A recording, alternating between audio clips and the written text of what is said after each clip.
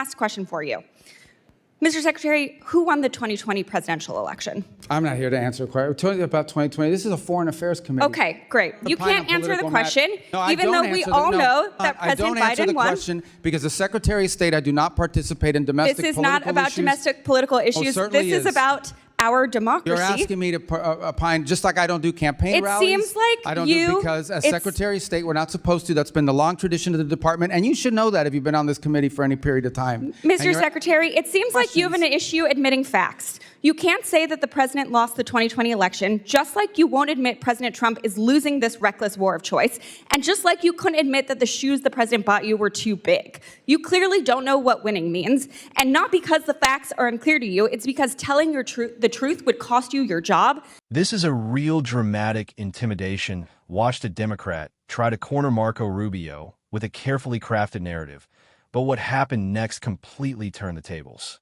Wait until you see how Rubio dismantled every attack on President Trump, please. I hope you share, like, and subscribe to my channel, American Talking Point, and stay tuned.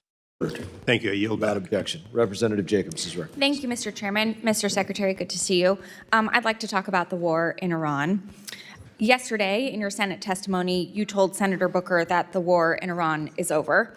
This is news to me. It's also news to my 2,500 constituents, Marines, San Diego Marines in the Middle East off the coast of Iran, the other of my constituents who are deployed there, and the thousands more of my constituents who have 48-hour deployment notices whose families are still very concerned.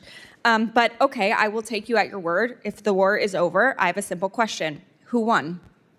First of all, epic fury is over, which is what you would consider the war. That operation is So you concluded. agree it's a war, then? No, those are hostilities. They called it a war. Okay. I'm just responding to the Senator Mr. Secretary, you can change the name of the operation. It doesn't change the fact that the strait is still closed and my service members and all of our service members are still in harm's way. The war is not over. But I'm agreeing with you. Okay, fine. We're taking you at your word. The war is over. Who won? Well, first of all, you're not taking me at my word. It's a fact. We're no longer conducting sustained strikes inside of Iran to degrade their military because epic fury is over. The second point is on the question of who won, I can tell you this. We defined victory as destroying their defense industrial base, significantly reducing the number of missile launchers that they possess, significantly reducing their stockpile of drones. And we achieved all of those in addition to destroying what they had left of an Air Force and wiping out their entire conventional Navy. Those are all gone. So I consider that victory, and we did too, and that was the purpose of epic fury. Okay, well, good. Based on the metrics that you just said, okay, there's actually, our intelligence community has said that Iran is reconstituting its military industrial base faster than we had predicted, and analysts assess it still holds roughly 70% of its missile stockpile and 70% of its mobile launchers. The Strait of Hormuz was open before the war. It is now closed. We have lost 14 brave American service members, over 400 are injured, and the Iranian regime remains largely intact, but now with a more hardline leader who has more incentive to try and get a nuclear weapon. So I guess I have to ask you again, Mr. Secretary, does this actually look like winning or losing to you? Well, first of all, I don't know what intelligence assessments you're referring to. We wouldn't discuss intelligence assessments if they were real. These have been publicly reported. Well, they're publicly reported. Someone committed a crime and, by the way, is also lying.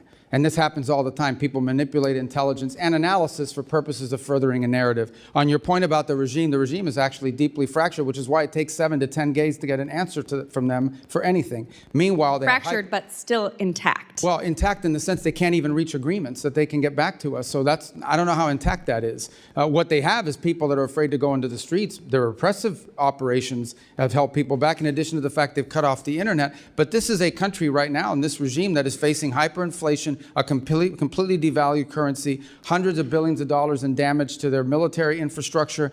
And frankly, all of the pre-existing problems that Iran had in their economy, which is why people were protesting, are worse, not better. Sure, and they have to deal with that too. Mr. Secretary, so you're saying we're winning because the Iranian economy has inflation, it's cost them millions of dollars a day in lost revenue, and because it's going to cost them billions of dollars to rebuild.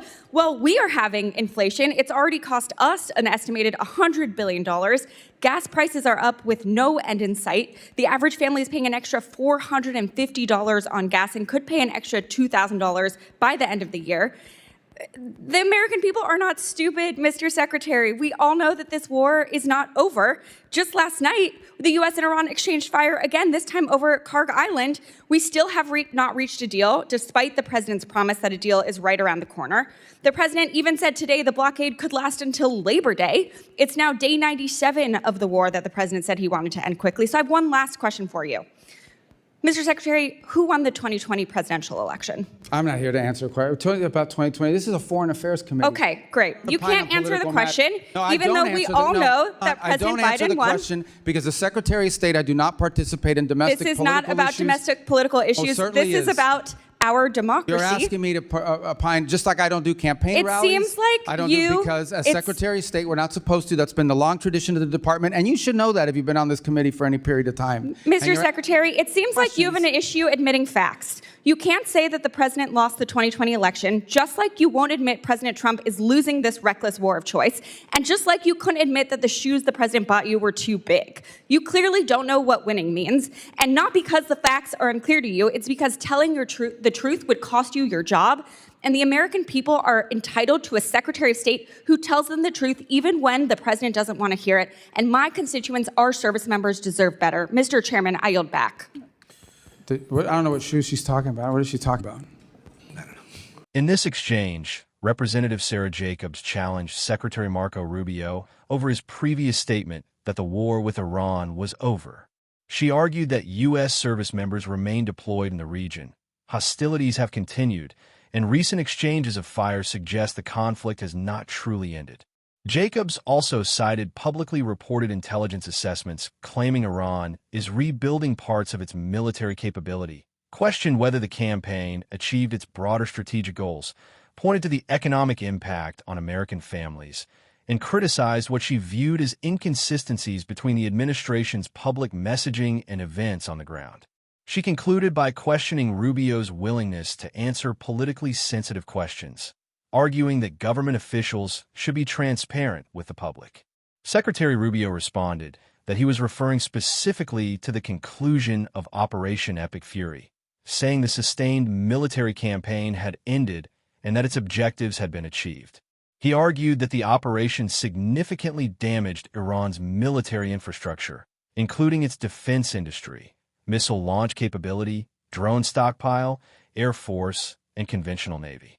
Rubio disputed the intelligence reports Jacobs referenced, suggesting leaked or publicly reported assessments can be inaccurate or manipulated. He also maintained that Iran's leadership is under significant internal pressure due to economic hardship and political instability. When Jacobs shifted the discussion to the 2020 presidential election, Rubio declined to answer, stating that, as Secretary of State, he avoids commenting on domestic political matters in keeping with the traditional role of the office. The exchange highlighted two sharply different perspectives. Jacobs questioned whether the operation produced lasting strategic success and emphasized the continuing risks and costs, while Rubio focused on the military objectives of the operation, arguing that those objectives have been accomplished and that they constituted success. Ultimately, the disagreement centered on how to define victory, how to interpret available intelligence, and how to assess the broader consequences of the conflict.